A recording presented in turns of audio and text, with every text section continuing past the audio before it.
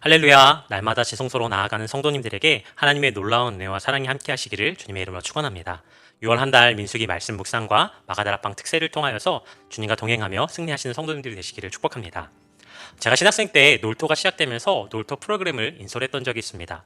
원래는 담당 전도사님이 계셨는데 사정이 생겨서 답사를 가보지도 않은 제가 그 팀을 인솔하게 되었습니다. 가보지도 않은 곳을 사람들을 데리고 간다는 것이 너무나도 막막했습니다. 논산으로 딸기를 따러 가고 임실 치즈마을에 가고 강릉 테라로사 대관령 양떼 목장. 저는 가보지는 못했지만 하는 수 없이 인터넷을 찾아보고 다녀온 사람들의 글들을 보고 전화해서 물어보고 또 가서도 뛰어다니면서 그 일행들을 그 팀들을 인솔했던 기억이 오늘 말씀을 묵상하는 가운데 문득 떠올랐습니다. 가보지 않은 길을 혼자만 가는 것도 아니고 많은 사람들을 이끌고 가야 한다는 것. 오늘 모세의 마음이 그런 마음이지 않았을까 생각해 봅니다. 출애굽한 이스라엘 백성들의 수를 정확하게 알 수는 없지만 민수기 2장 32절에 싸움에 나갈 만한 장정의 수가 63,550명이었다라고 기록하고 있습니다. 그렇다면 여자와 아이들, 노인들까지 합한다면 적어도 200만 명이 되어지는 어마어마한 숫자의 이스라엘 백성들이었을 것입니다. 그 많은 백성들을 이끌고 광야를 행진한다는 것, 너무나도 힘들고 어려운 일이었을 것입니다. 당시는 방송 장비도 전혀 없었을 것입니다. 그리고 특정한 공간에 머물러 있는 것이 아니라 아무것도 없는 광야, 방향을 찾기도 어려운 그 광야에 그 200만이 되어지는 그 많은 사람들을 이끌고 간다는 것이 결코 쉽지 않았을 것입니다. 그들을 먹여야 하고 그들을 자게 해야 하고 그들의 필요한 것들을 채우며 가야 하는 길이었습니다. 하나님께서는 모세에게 은나팔을 만들라고 명령하셨고 나팔을 불 때마다 신호를 정해주셨습니다.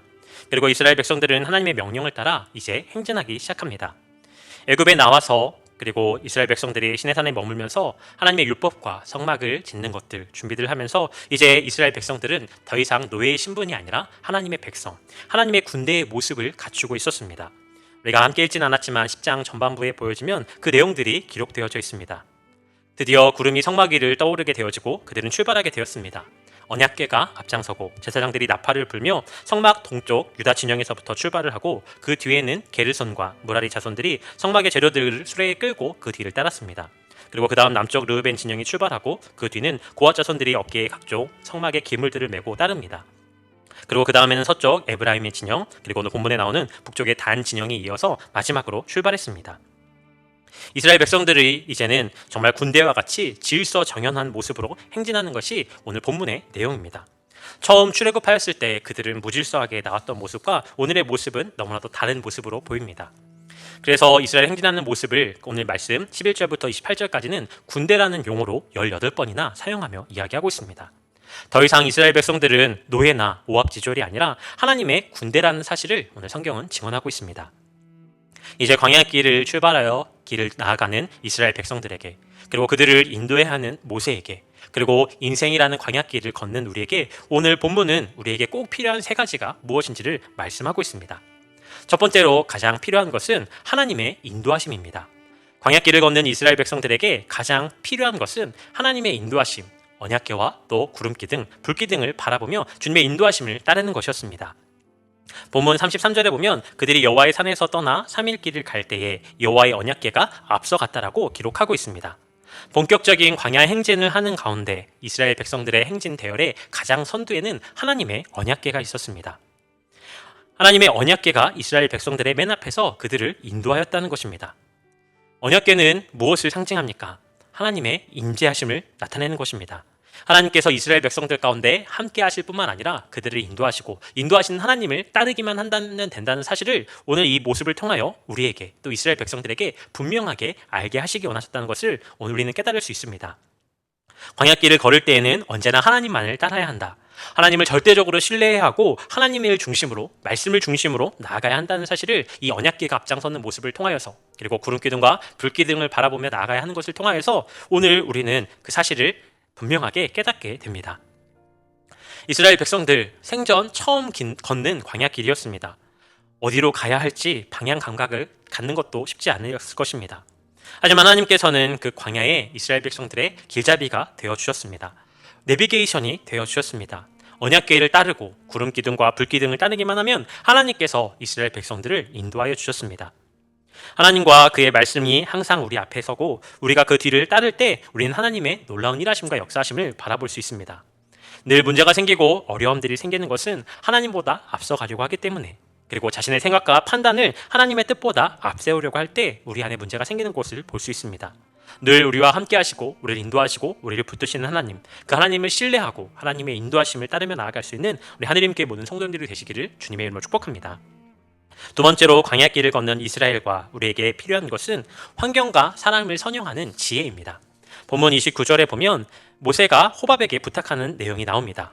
모세가 모세의 장인 미디안 사람 르우엘의 아들 호밥에게 이르되 여호와께서 주마하신 곳으로 우리가 행진하나니 우리와 동행하자. 그리하면 선대하리라. 여호와께서 이스라엘에게 복을 내리리라 하셨느니라. 먼저 여기서 호밥이라는 인물이 누구인지에 대해서 먼저 정리가 필요할 것 같습니다. 모세의 장인은 출애굽기 2장에서는 르우엘이라고 소개되었고 또 출애굽기 18장에서는 이드로라고 소개되었습니다. 그리고 오늘 본문 29절에서는 르우엘의 아들 호밥이 등장합니다. 여러 설명이 있긴 하지만 이드로와 르우엘은 동일 인물로 모세의 장인을 이야기하고 오늘 본문에 등장하는 호밥은 모세의 처남으로 이해합니다. 모세는 호밥이 광야에 익숙한 사람임을 알고 있었고 그에게 함께 가면서 광야길 가운데 어떻게 진쳐야 하고 어떻게 행동해야 하는지를 도와달라고 청하게 됩니다. 어떤 사람들은 모세의 이런 제안이 하나님의 인도하심을 믿지 못하는 불신앙적인 요청이라고 보지만 오늘 본문에서는 그런 부정적인 뉘앙스를 주진 않습니다. 이어지는 모세의 말도 그것을 지지하며 이야기합니다. 우리가 동행하면 여호와께서 우리에게 복을 내리시는 대로 우리도 당신에게 행하리이다. 사실상 이러한 모세의 요청은 도움을 청함과 동시에 하나님의 축복의 반열에 그 호밥을 초청하는 것을 볼 수 있습니다. 모세는 분명하게 하나님의 인도하심을 믿었고 또 하나님께서 승리케 하시고 이스라엘을 안전하게 인도하실 것이라는 사실을 믿었지만 동시에 인간이 할 수 있는 모든 책임을 감당하고 있었음을 이 모습을 통하여서 우리는 생각해 볼 수 있습니다. 하나님은 이처럼 하나님의 백성을 인도하실 때 상황과 환경, 사람들을 사용하십니다. 그러므로 환경이나 사람을 선용하는 것이 믿음이고 지혜입니다. 바울은 그래서 디모데전서 4장 4절에 하나님이 주신 모든 것이 선하기 때문에 감사함으로 받으면 버릴 것이 없다라고 말씀하였습니다. 하나님은 다양한 환경들을 이용하셔서 하나님의 역사를 만들어 나가고 계시다는 사실을 믿고 감사하면 그 환경을 선용할 수 있게 되는 것입니다. 바라기는 저와 여러분들이 그렇게 하나님의 인도하심을 분명하게 믿고 우리에게 주어진 상황과 환경들을 선용하는 지혜를 구하며 날마다 나아갈 수 있는 우리 하느님께 성도님들이 되시기를 주님의 이름으로 축복합니다. 마지막 세 번째로 이스라엘 백성들이 광야길을 걷는 가운데 가장 필요했던 것은 바로 기도입니다. 모세는 자기의 처남 호밥에게 동행을 요청하면서도 여전히 하나님을 바라보고 있습니다. 그것이 모세의 믿음이었고 하나님께서 오늘 우리에게 들려주시는 그런 말씀입니다. 35절과 36절입니다. 그가 떠날 때에는 모세가 말하되 여호와여 일어나사 주의 대적들을 흩으시고 주를 미워하는 자가 주 앞에서 도망하게 하소서 하였고 그가 쉴 때에는 말하되 여호와여 이스라엘 종족들에게 돌아오소서 하였더라. 모세는 행진이 시작될 때 여호와여 일어나소서 쿠마 아도나이라고 외치며 대적들과 원수들로부터 이스라엘을 보호해달라고 기도하였습니다. 또 행진을 멈출 때 여호와여 돌아오소서 슈바 아도나이라고 외치면서 기도하였습니다. 모세는 기도를 들으신 하나님께 광야의 질병과 독충들, 뜨거운 태양과 험한 길로부터 이스라엘을 보호해달라고 기도하였습니다. 우리 삶에도 마찬가지로 이와 같은 기도가 필요하다는 것, 또 기도 없이는 그 어느 누구도 광야 같은 인생을 성공적으로 지낼 수 없다는 사실을 오늘 본문은 우리에게 말씀하고 있습니다. 여행에 반드시 필요한 것이 있듯이 인생길에도 반드시 필요한 것이 있습니다. 그 중에 반드시 필요한 세 가지를 오늘 성경은 우리에게 말씀해 줍니다. 첫 번째는 하나님의 인도하심이었습니다. 하나님의 인재와 동행, 하나님의 능력을 보여주는 그 언약궤와 구름기 등 불기둥을 바라보는 믿음이 우리 가운데 필요합니다. 두 번째는 환경과 사람들을 선용하는 지혜였습니다. 그리고 세 번째는 항상 기도하는 것입니다.